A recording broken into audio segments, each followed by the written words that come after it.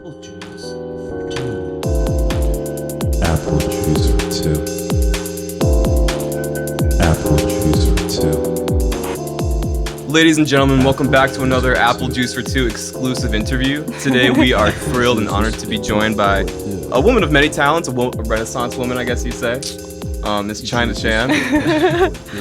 Hey everyone. Thank you so much for coming on. Thank you for having me. It's our pleasure. So we were just talking about what you were up to today. You just been working? Yeah, I just got a new job actually. I was working for a production company and then stepped away from that to get like a fully remote role. So now it's like for a digital marketing agency, data centric, and I'm not a data girl. Really? I hope my company isn't watching this. Yeah, really. Is that kind of like one of the things you wanted out of it? Just like the change of lifestyle, being remote and stuff? Yeah, or? I wanted a change of lifestyle being remote. I wanted to be challenged a little bit more. And me knowing that I'm not a data person, I like the idea of just like tossing myself right into it. Nice. I was ready to like learn something new, and that's what I'm getting. Yeah, what you said before about it, like it seems so foreign and just like, you know, behind like the scenes, you know what I mean? Like in the Matrix type shit. Like it's fucking crazy. And I was just talking to Akil and like Spliff Dylan about it too, because we as creators focus a lot on our promotional aspect, right? And like the power of like promoted posts and all this kind of stuff. And I work day in and day out with that now. Really? And I learned the other day actually, so you know how you see like you're scrolling on Facebook or Instagram or whatever and you see like promoted ads. Yeah. We're thinking that it's all kind of like automated, like everything's set up already, it's just distributed based off of what you're already viewing. But actually, in some cases, there are specific brands who allocate specific people to press play, pause, stop on those specific ads at certain points throughout the day to directly target you. To like drive the analytics of that stuff? So I'll get emails and they'll like pause social at 2 p.m. and then someone will have to go physically pause it at 2 p.m. That's crazy. Right? So like you have like, there's a group of people who are just like sitting at computers that are like, that? their job is allocated to do that, yeah. That's insane, honestly. Like, have you heard of the TikTok flaming thing? No, what's that? It's either called like flaming or heating. I forget what it was, but it's like basically, you know, like everybody thought that it was just kind of like dependent on the algorithm solely, you know what I mean? Yeah. The For You page. But like apparently there are people kind of like that who are just like working at TikTok HQ, like behind computers, who will see something and like flame it, and then that like sends it out to like the people, you know what I mean? Like it's like the mass use or whatever. Yeah. And it's just like, you know what I mean? Like it's like how much control do you really have? Yeah. Over, like you can put your heart and soul into like trying to make the best content and stuff, you know what I mean? And then it's just like, it's at the end of the day, it's still up to the puppet masters, you know what I mean? Yeah, it is. But it's like, if you can understand it to a point, because it's like creative drives everything, right? So I can go in the back end and see which creative people are clicking on most, which will change how we're pushing out our content. So it's like, it's a whole other world that you would never think of exists. Yeah. How is like AI affecting that at all? Have you come into anything in that? Bro, I don't know, but what is it called? Chat GPT? Yeah. It's wreaking havoc right now. Really? Yeah, and I feel like, well, not only because my sister actually told me about this. She's about to graduate high school. Okay. And now the students are using it to like write their papers and like do all that kind of stuff. And I'm like, if we had this back in the day, I swear to God. I know, right? The power of that. Jesus. Okay, well, so going back for a sec, where did you grow up and like how did you end up in Charleston? Yeah, originally I'm from San Diego. Oh, okay. Yeah, big Originally family. from SoCal? SoCal girly.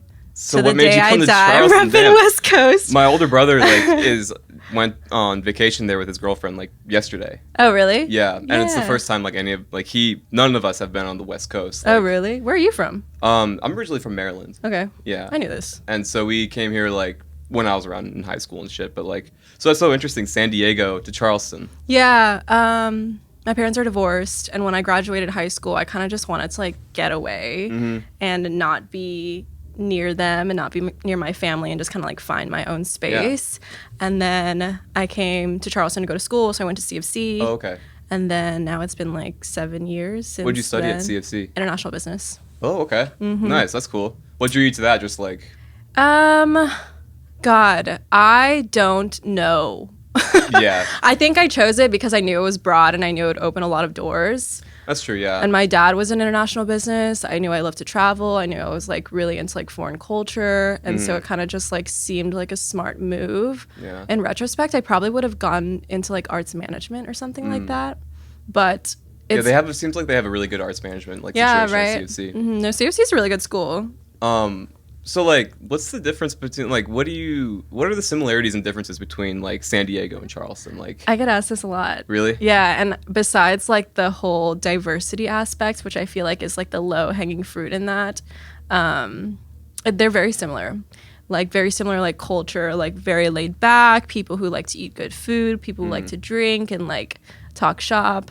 yeah, like a good creative scene and stuff. Yeah, I would say like people who go to California and want the SoCal experience, they want to go to like LA and all those places, but fuck LA. Yeah, my older brother's in Laguna Beach right now, I think he said, Yeah. which seems like just like a sleepy beach town. Yeah. In between there, You ever which, like, watch like The Hills in Laguna Beach, like back in the day when we were growing up? I haven't heard of that, no. Really? It's actually from the producers that Southern Hospitality and the other, Southern Charm? yes. Nice. They created The Hills in Laguna Beach, kind of like their OG reality show template. And now interesting. it's the same template they're using for Southern Hospitality now. That's interesting. It kind of like also works around Yeah. here. Yeah, there's been like a lot of talk specifically with that Southern Hospitality thing and like how that like portrays Charleston Yeah. and everything like that. There's that Charleston City Paper article that came out and stuff. What are your personal thoughts on that? I respect the Charleston City Paper for writing a piece on it. I think that we, as a community, were kind of waiting for something like that to come out. Personally, I hate reality TV, but I understand the indulgence of it. I think that, and this might be a hot take, I think that some people can say that the show represents a certain area of what the city is, but I don't like to think that for people who aren't from Charleston, their view is like, this is all that Charleston is. You know what I mean? Or like, this is their perception of what Charleston is. Yeah. And like, to me, that doesn't sit right because there's so much more to that. And like, there's like an underground scene that we constantly always talk about, a bunch of like creative and like super talented people. I don't know. I feel like there are multiple sides of this city that... Yeah. To me, I'm like, I agree with the City Paper article in one sense. Like everything that they were saying was like shit that I was saying like with my friends and like Right, you right, and right. stuff. Like, oh man, this show's like so surface level. But like the more I thought about it, I feel like this is a hot take. I don't know. Tell me if you disagree or not. But it's like, what do you expect to come out of Bravo TV? You know what I mean? That's what I mean. And it's like, it's reality TV. Like, come on. It's going to be exactly like that. And like Charleston has this is a part of Charleston. Yeah. Whether or not we like it, like the shallowness and stuff. Like historically, that is part of like Charleston. Right. You know what I mean? Right. So I'm like, if this is maybe like a MTV show or something, like maybe you could have more expectations on like it representing art or you know what I mean in a way. But it's like, dude, this came out of Bravo. You know what I mean? Like, Yeah. So I don't know. I feel like there's some like high horsiness around it and stuff. Obviously, it's like not for me personally and stuff, but like Yeah, I don't watch the show, and I don't know how they film or like what they go about creating all of it, but just coming out of Laguna Beach and the Hills and knowing that it's the same producers and creators, they're known for scripting. Really? They're known for scripting and kind of like fabricating a storyline to a certain extent. Yeah. I'm just speaking. No, yeah. I mean, we talked to Mikkel recently. Oh, how was that? He's awesome. Yeah. I mean, we went to Wando with him and stuff, and I mean, he's a great guy. Like, he was kind of like, have you seen any of it? I've seen like an episode. Okay. Me too. Like, I tried to watch some to like research, like talking to him, but I just could not do too much of it. You know what I mean? And but like, no, he's amazing, but you could tell like throughout the episodes and stuff, like they kind of were like, okay, this is going to be your arc. You know what I mean? And this is like, it kind of like pigeonholes. That makes them and sense. stuff. Well, and it's like, it's entertainment. Like back at the end of the day, like the producers want views, right? So they're gonna say that this should be the storyline for this episode because they want people to watch it and engage. Exactly. And like for him, he started out with like he has a platform now, you know what I mean? So like it was definitely a good means to an end for him. Yeah. So I love that for him. Peace and love, Mikhail. We love Peace you. and love. Peace and love. Yeah. Fuck you, NBC. I don't care. Okay, so I really want to talk about pearls. Okay. I think it's really crazy. I mean, just like I was researching it. I didn't get to see it. Does it live anywhere? Like, It's a private link. It's not published. okay, that's what I figured. Do you have any plans maybe of like putting it behind a paywall or something? Like, I have floated that idea around. have you ever tried to like shop it around? I have thought about it. I think that for the team, we created it just out of the passion of the mission. And I no disrespect to my team, but I don't think it's at a point to where we could shop it around like that. I think that idea in itself has a lot of gravitas. I think it has legs to go a lot of different places. But we haven't pushed for it yet. Yeah. And my production company that I used to work for, we were distributors. So like that idea was constantly floating around my head. Like, how can I make this more? But it just is sitting in my closet for now. Yeah. I mean, you don't really want to try to like reappropriate it for Right. someone else's service or like, Right. you know what I mean, and for me, it's like, these are the lives of 8 incredible women that I've interviewed. So it's like, it's a lot more. It's very precious. Yeah, it is very precious. And I would want them to have approval on it. And I would want them to like Yeah. say okay with them showcasing their lives on, I don't know, a national platform, I guess. But Yeah. Well, okay, I want to ask you about those 8 women and stuff, but specifically like, so Girl with a Pearl Earring. How did that bring about the inspiration for the project? Like, how did that hit you? This is a funny fucking story, and I've never told anybody this. But since Apple it's Juice apple Two juice for two, exclusive. baby, we're very transparent here. We got the scoop. Yeah, for real. I was sitting on a toilet, just scrolling, and I don't know, it just really fucking hit me. We're all the greatest ideas. You know what I mean? And my friend Andre Hins, who is my partner in that project, I came up with the idea to place, so the Girl with the Pearl Earring is an old school classical painting. It transcends into the modern era, but the woman in the painting doesn't exist.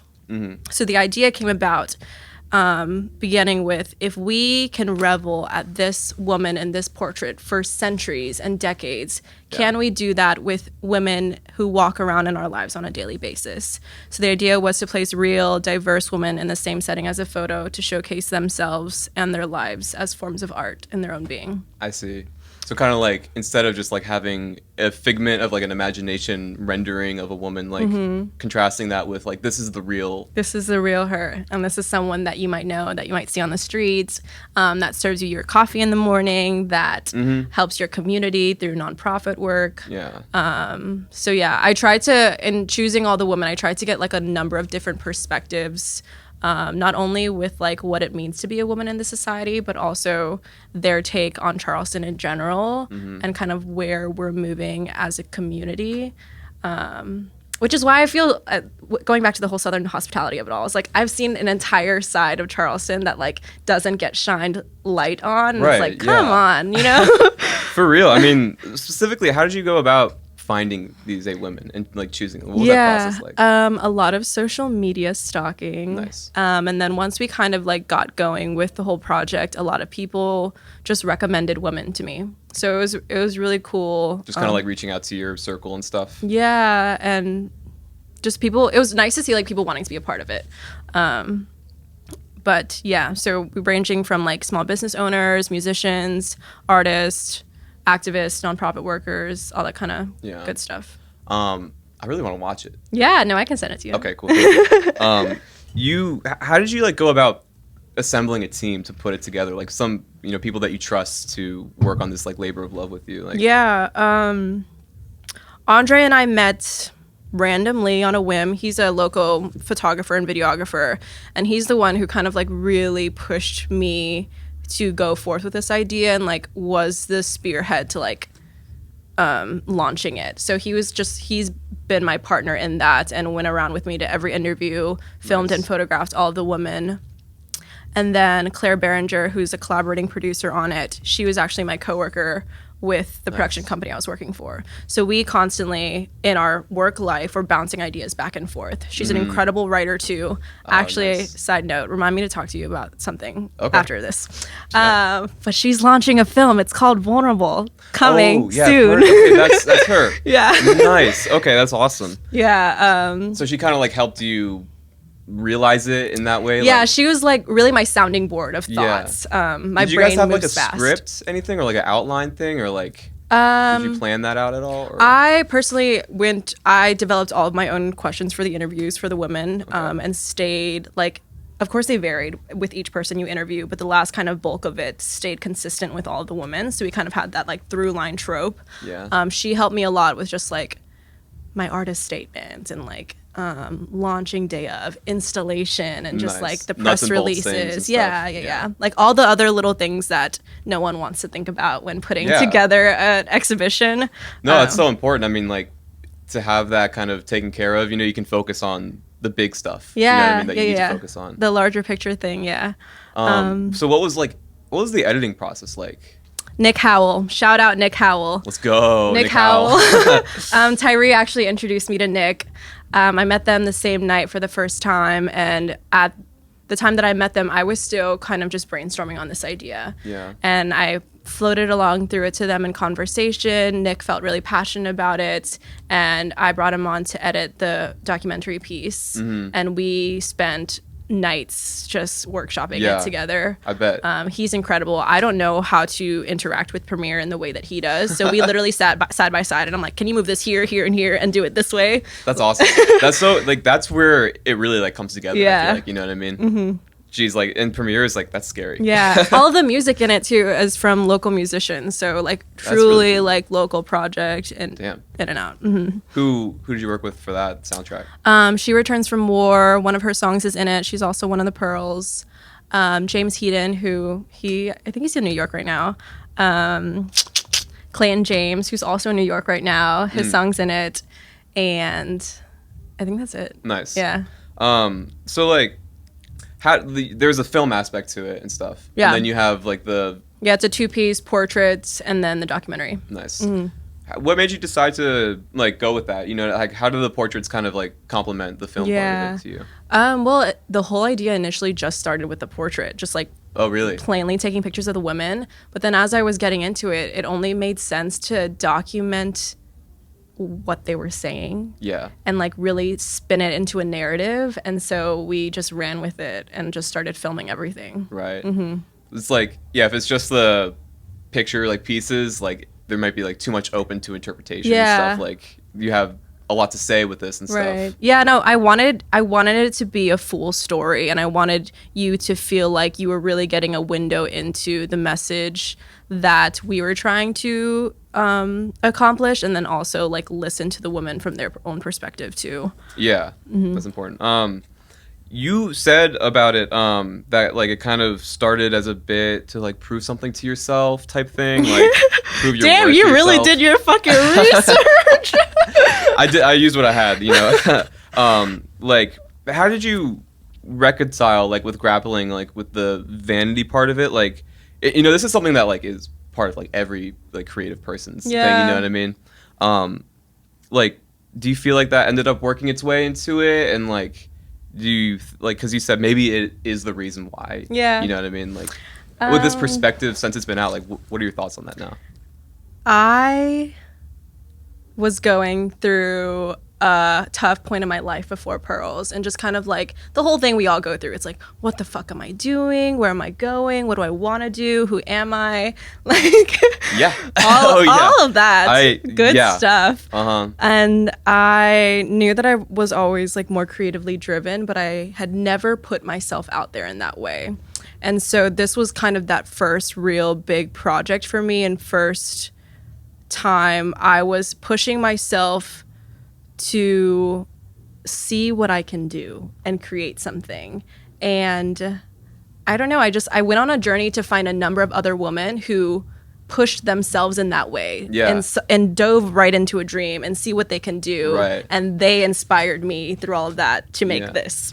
It seems like a common theme for you, for like just jumping into stuff, Yeah. like pushing like balls to the wall, you know what I mean? Yeah. Like seeing what can happen. Yeah. Well, that's great. I mean, like, how do you, with the perspective of time you have with it since then, you know what I mean? Like, It's about to be a year, actually, since we launched. really? Mm-hmm. Wow, that's kind of crazy. Yeah, because we launched it Women's History Month, March 2022. We're in 2023 now. What was I gonna say? Yeah, how did that, like, what was it like seeing that received by people? You know what I mean? Like, you worked on this for so Yeah. long, and then like you saw people just like watch it. You know what's crazy? It would be a full year from when I concepted the idea to when we launched at Julia Duckman Studios Gallery. Wow. And that's a fast ass fucking timeline. Yeah. Now working on all these other things. Really? Yeah, because a documentary should take much longer. And it's like we were coming down the line really fast with it.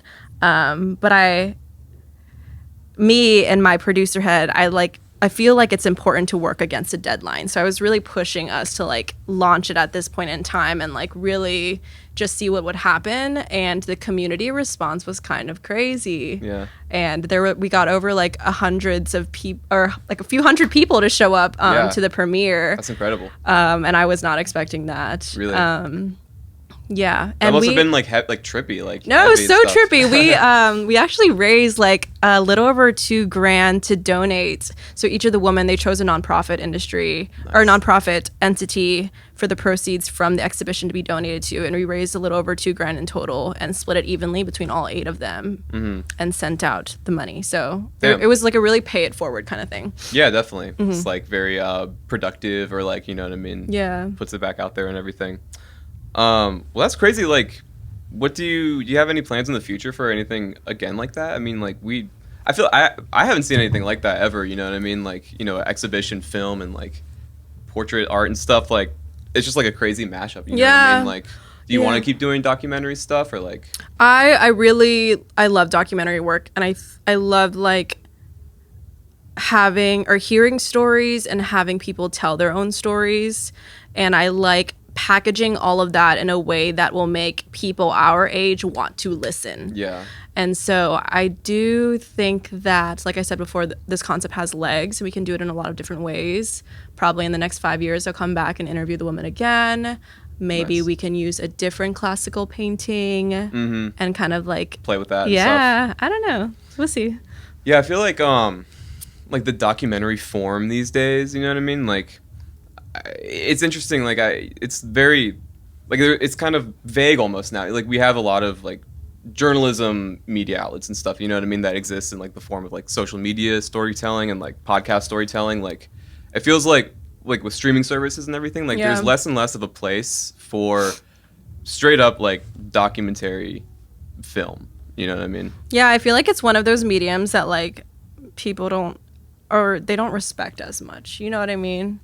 But it's still the most authentic form of storytelling to me. You think so? Yeah, it's Yeah. like coming like first person narrative. Yeah. It's like, There's no way to skew what they say. You know what I mean? right, yeah. I mean, it's like journalism, like long form journalism, you know what I mean? For real. Well, so just like talking about like your creative directing and like producing career, like what kind of like do you do with that? You know what I mean? Like, Yeah. It's been a whirlwind. I would say Pearl's really put me on the scene with this whole creative community in Charleston. And so since that project, I've just had a number of people reach out to me and just be like, hey, Chynna, I have this idea. Can you help me with it? And that's where I come in, and like, whether it's building a team or creative directing a concept or a message or like the next steps to make whatever they want to make happen. Yeah. That's kind of where I come into play.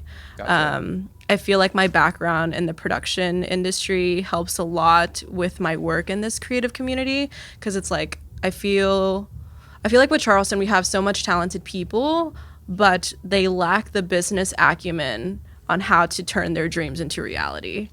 And so it's like it's a hard thing for me, and it's a weird disconnect. But yeah.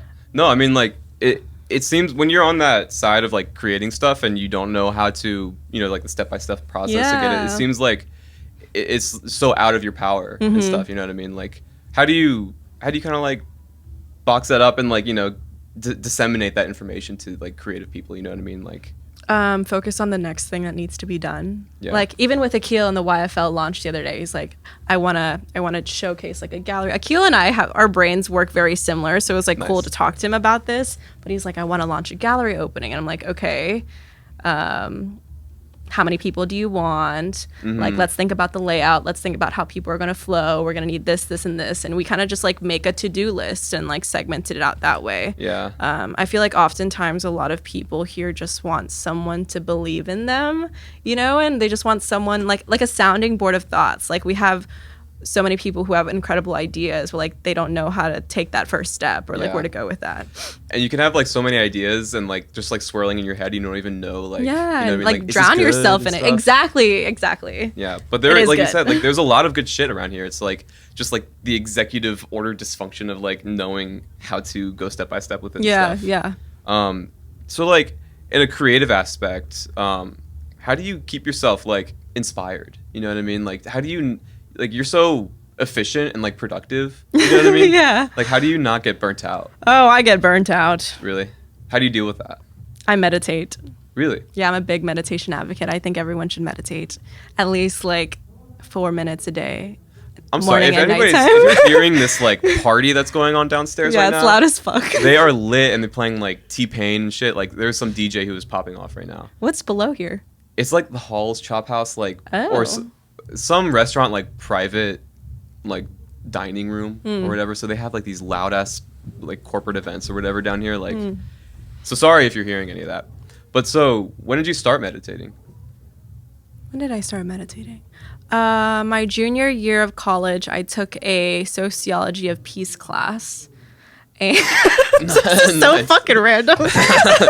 My professor introduced me to a Vietnamese Zen monk Buddhist called Thich Nhat Hanh. Uh-huh. And he has a number of just like books and just little like phrases to meditate to, but he really focuses Like mantras. yeah, mantras. Yeah. He focuses on meditating using your breath as an anchor. So when I meditate, it's like a lot of breath work. Like Focusing on your breath, focusing on how your body feels as it rises and falls, focusing on like sometimes I'll like do breath work and like focus on like a word that I want to like I'll inhale a word that I want to embody and then exhale a word that I want to release. Expel. Yeah. Wow.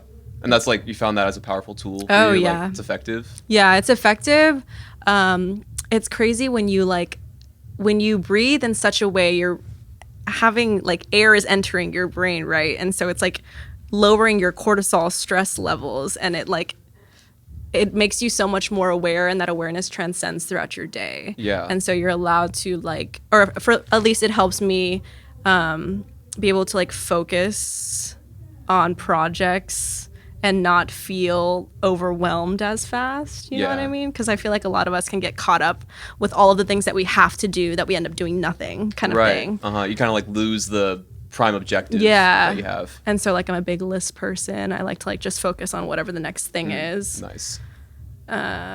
So you were introduced to that in your junior year of college, and then like you just started like you took it seriously after you took that class and like I need this in my life. Well, yeah, like, I was like really anxious in college. I was like found myself like screaming in bathrooms and stuff. Yeah. But whatever.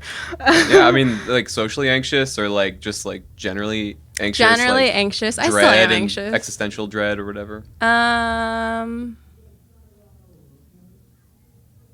I wouldn't say existential dread. Yeah. Just like Maybe- anxiety about things to Yeah. do. and Anxiety about like people and things to do and things that need to be done and I can't relax sometimes because I get worried about the things that I have to do. It's like a weird counterintuitive thing. stuff. I feel that. Yeah. Yeah. Or not counterintuitive.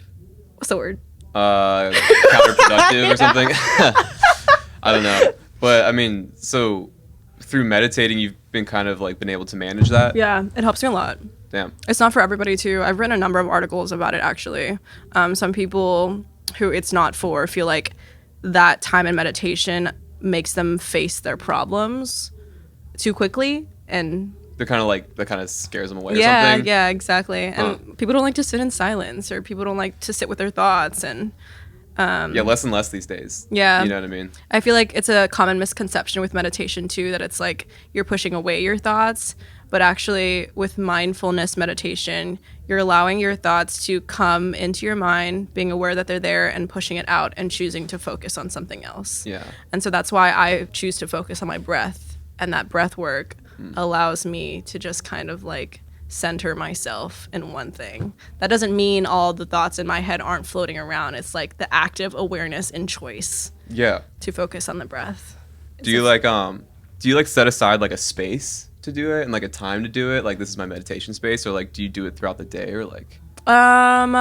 For me, it's like in the morning 4 minutes and at night 4 minutes, and I just like sit on my rug in my room. Nice. But some people, it's like walking meditation's a thing, or like washing dishes meditation is a thing. Yeah. And just like super being aware and like the water and like the scrubbing, you know what I mean? It's like hyper awareness in one thing. That's Can so be yeah, a it could form be of like meditation. Yeah. Mhm. Well, that's actually really interesting. I'm gonna do my dishes really hard Yeah. tonight. Figure out my problems. and No, shit. Google me and read the articles about it. Yeah. What's the guy's name? Thich Nhat Hanh. I can Nhat Hanh. I can send it to you. Okay, sweet. Yeah. Well, that's crazy. I mean, like, I feel like, you know, it's so easy to get burnt out. I mean, like, especially myself, you know what I mean? Like, I just get burnt out really easily. Yeah. You know what I mean? Yeah. Like, overwhelmed and stuff. When you're doing a lot of different things, yeah. I guess, feel yeah.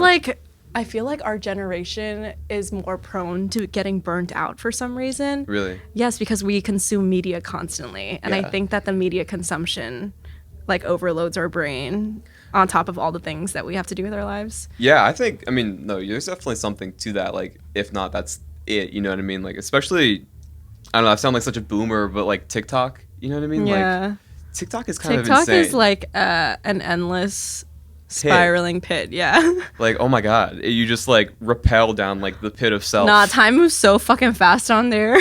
For real. No, seriously. And like, are you familiar with like the core trend? No, thing what's now? that?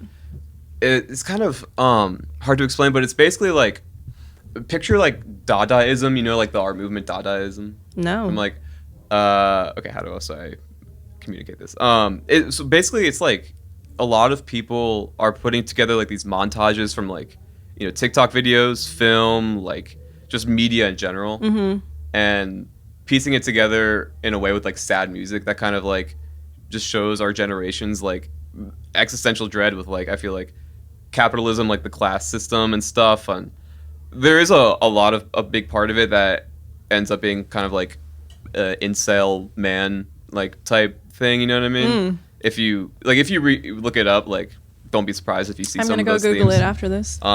But it's not all that. But like, yeah, that kind of stuff, like it's depressing.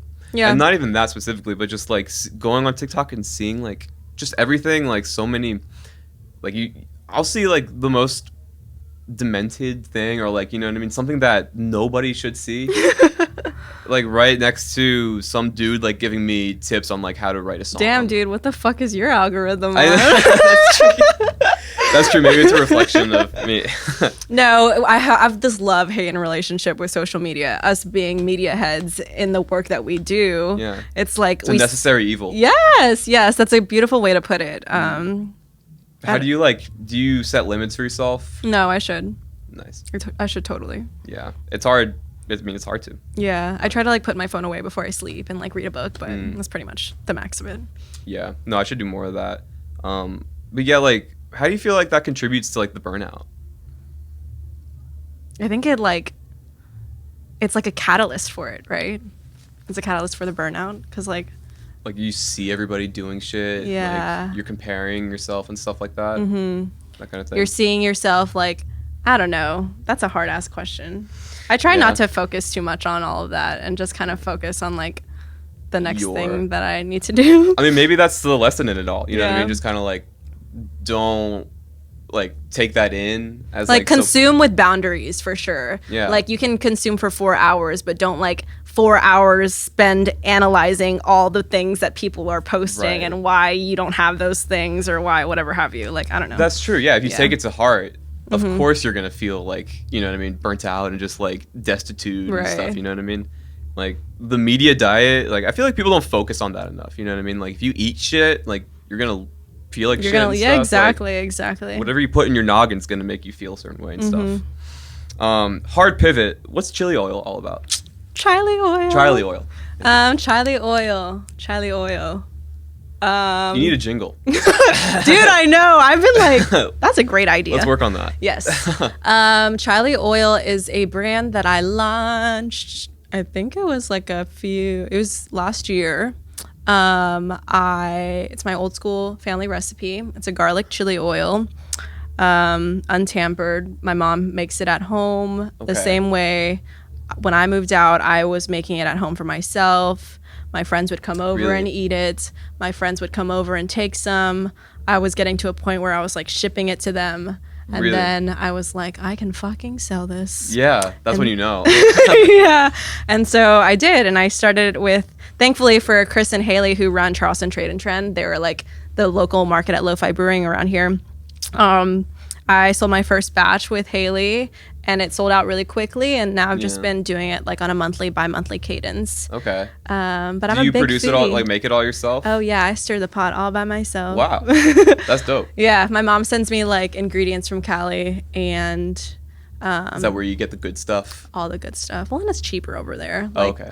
Nice. The only Asian market around here is like H&L, and they don't really have like a lot of things, Really? as much as you can get in California at least. Yeah. So like, how did your mom come up with it? Like, is it something that she just concocted one day? Like, No, something, my or, family like makes it. Like my aunt, she runs a restaurant in San Diego called Sang Dao. It's like a Thai Lao restaurant, and so I always grew up like helping them and like with all of that kind of stuff. My mom cooks constantly for everyone. Yeah. Our whole family makes it the same way. Nice. So it's really like a family oriented Institution for you guys. institution. Yeah, and it's a way for me to just like share a piece of them with all of you and kind of share my love for food and Yeah. yeah. Making food, especially for people, is like a love language. Like in Oh, itself, totally. You know what I mean? Totally. Food is like the one thing that will build bridges where bridges can't be built. Yeah, that's true. Yeah. Breaking bread Yeah. with somebody, you know. How do you use it? Like, what's your favorite ways to use it and stuff? Oh my gosh. Just like anything? anything, pizza, pasta, fucking eggs in the morning. I make a salad dressing with it. You can use it as a marinade. Nice. It's like 5 ingredients, super simple recipe. Yeah. So I encourage people to get really creative with it. Mm-hmm. But what's cool is Claire, actually, she's like allergic to soy, she's allergic to nuts, she's vegan, and she has like a number of dietary restrictions, but she can still eat it. So it kind of Nice. taps into that market of it Yeah. all. Mhm. It's very just simple, raw ingredient type thing. So like, how do you, where do you sell it? Where can people get it? You can inquire at Charlie Oil Instagram, Nice. or you can wait for me to pop up at a market somewhere near you. Wow. Okay. Nice. Are you have any plans of scaling it up soon, or like? Not in the meantime. I Right. feel like I have my hands in too many different pots to focus on Charlie Oil right now, but it's a fun thing for me to do. That's cool. It seems like, you Yeah. know, it's very just like, you know, you make your recipe, you package it. It's like, it's kind of like, you know what to expect. In Yeah. that. Like, it's a rewarding process of doing that. Yeah, and I have like repeat customers, and like every time there are a bunch of new people that buy it. So it's really cool to see that people are liking it. That's dope. Thanks. Anything else that I missed that you want to talk about? No, I don't know. We had one question, and then we got off with the meditation thing. What? I can't remember what it was. Before, what were we talking about? Pearls? No, it was like, how do you manage like with the creative directing of it all, and then you kind of got into burnout. Like, how do you stay creative and stuff? Oh, what inspires me or something Yes, like that. yeah. Yes. Yeah, what inspired, like, what do you like to listen to? Like, is it film, or like, do you love movies, or like? Yeah, I love music. I love art in general. Like, I'm a big consumer of art in Yeah. like any type of form, just a big art lover. But I feel like what inspires me, I like turning something that is historically reveled and like spinning it and making it new again in different ways. This creative community in Charleston really inspires me because I feel like a lot of us are just fucking grinders. Like, and it's awesome to see and be a part of. Yeah. Just like people doing stuff kind of builds you up. And Yeah. That kind of thing. People like really leaning into their dreams. I feel like, Yeah. I don't know, I'm the kind of person that believes that inspiration will strike at any moment for those who are open to receiving. Yeah. So it's like you can really gain it anywhere if you're Yeah. tapped in and ready. What drew you to like just like the art of storytelling in general? I mean, like it seems like something that you kind of did Yeah. at TV and like with this documentary and stuff. Like growing up, was like there anything as a kid that kind of like awakened that in you or something, or like? That's a good question. I was always a writer. I used to write articles in college. Okay. And then I wrote show ideas for my past production company. Right. So it was always my like medium, I guess, to share. I don't know where the storytelling aspect came from, Yeah. but I love people and I love engaging with people. And so That kind of just comes naturally in yeah. that sense. That's dope. That's dope. Are you gonna add like a little thing there? A little thing. I don't know. I'll put like a little lower third, probably. You know what I mean? Yeah. Yeah. I mean, like, I don't know. You definitely inspired me, especially like with the pearls and everything. Like Thanks. looking at that, it's crazy thinking like, you coming in here and saying like before that you were like thinking all these things about yourself. You know what I mean? Yeah. Like, what do I do? Like, where do I, like, what am I doing? You know what I mean? Just Yeah. like those existential questions. Like you, especially someone who like sees other people doing like it's really easy to think that it's just you. Yeah. You know what I mean? Yeah. So like to me, it kind of just like blows my mind that you even thought that. You know what I mean? Yeah, I feel like, I mean, everyone has those like moments of dread and anxiety and question. Yeah. And it's one of those things with like being an artist, right? Our brain is constantly stewing in so many different directions. So I try and be that person for people to feel like a warm and welcoming space for people to like come to with their ideas or like whatever have you. I don't know. It's one of those things that everyone goes through, like regardless of what stage or what level or whatever you're creating. Yeah. It's like a necessary thing to kind of struggle with Yeah. or grapple with. You know what I mean? Yeah. Well, great. I think we did a good job. Cool. I think we covered a lot. Heck yeah, Cam. Shout out. Yeah, exactly. Everybody go follow Chynna at CHYNNA. 2 N's. 2 N's. 2 motherfucking N's. Don't Yes. forget it. Apple Juice 2. And go buy some chili oil. Yes, at Charlie Oil. Charlie oil. Put yes. the Instagram thing here, Cam. Okay, yeah, I will. Send me a PNG. I will. And I'll put it there. Yeah. Okay, cool. Je sais pas pour dire. Je sais pas pour dire. Apple Juice.